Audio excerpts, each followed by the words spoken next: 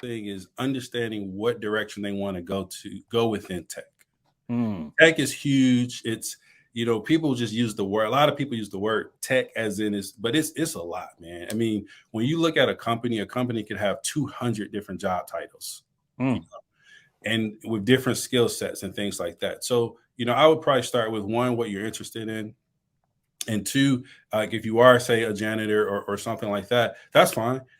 Just look at, if you're trying to go into like a direction of sales within tech, just focus on honing in your sales skills. Where I think of most people, and this was when you asked me about my transition, man, what really helped me, instead of just relying on myself, I started looking at who I could network with, like where I worked.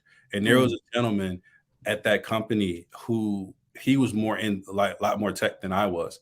And so I said, hey, I want to understand, I want to learn more. And he took me under his wing and he started sending, like, it'd be articles he would read, he would send them to me as well. There was books and things he would send them to me as well.